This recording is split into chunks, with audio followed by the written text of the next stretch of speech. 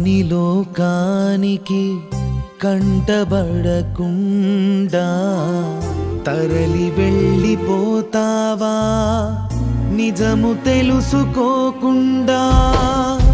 దేవుడే లేడని నరకమే లేదని నిర్లక్ష్యం చేయకు, నిజమర్థం చేసుకోకుండా.